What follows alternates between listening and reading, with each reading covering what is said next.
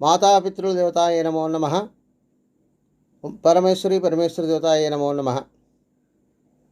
పార్వతీ పరమేశ్వరులందరినీ కూడా ఆయు ఆరోగ్య ఐశ్వర్యాలు ఇచ్చి కాపాడాలని కోరుతూ ఉన్నాం. తిరువూరు శేషమందిర ఆశ్రమం నుండి ప్రతిరోజు కూడా ఒక మంచి మాట చెప్పుకుంటూ వస్తున్నాం. ఈరోజు కూడా ఒక మంచి మాట చెప్పుకుందాం. ఏంటంటే, ఫంక్షన్లు అందరం చేస్తూ ఉంటాం.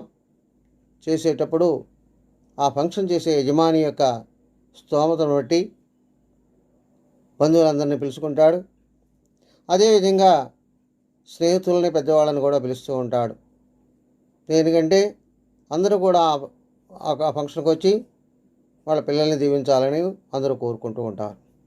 అయితే మనం పిలిచేటటువంటి వాళ్ళు ఏ స్థాయిలో ఉంటారు, వాళ్ళ స్థాయికి మనం ఎంతవరకు మర్యాద చేస్తాము అనేది గ్రహించాలి.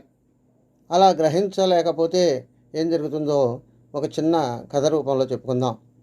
ఏంటంటే, ఒకానొక ప్రదేశంలో చెరువులో కొంగ ఉంటుంది, ఆ తర్వాత ఒడిన నక్క ఉంటుంది. ఈ రెండూ కూడా సావాసం జరుగుతూ వస్తున్నాయి. ఈ స్నేహం వల్ల ఒకరినొకరు అభిమానించుకొని ఆతిథ్యాన్ని ఇచ్చుకుందామనేటటువంటి కోరిక నక్కకు ఒకసారి వచ్చింది. ఆ నక్క కొంగను ఆహ్వానించింది.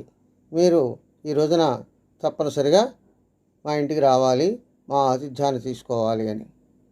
సరే, పిలిచింది కదా అని సరే వెళ్ళింది. వెళితే ఆ నక్క కావలసిన పదార్థాలన్నీ చేసింది. అయితే తన అలవాటు ప్రకారంగా తను తినేటటువంటి పళ్ళాల్లోనే పెట్టింది ఆ పాయసాన్ని. ఆ తర్వాత తనే అయితే ఈ స్నేహితుడికి పెట్టదలుచుకున్నాయో అన్నీ ఆ ప్రేమతో పెట్టింది. కానీ ఉపయోగం ఏంటి? కొంగకి బారైనటువంటి నోరు ఉంటుంది, ముక్కులాగా. ఆ పొడవైనటువంటి ముక్కు ఈ తను నక్క పెట్టినటువంటి పళ్ళెంలో నుంచి ఆహారం తీసుకోవటానికి తనకు వసతి కలగలేదు, దానికి అలవాట్లేదు. ఎప్పుడైతే ఆ విధంగా లేదో, ఎంతసేపు తిన్నా కూడా, ఎంతసేపు చేసినా కూడా ఆ లోపల పెట్టినటువంటి ఆహార పదార్థాలు, పళ్ళెంలో పెట్టిన ఆహార పదార్థాలు తనకు రావటం లేదు. మరి అలా ఏం చేయాలి?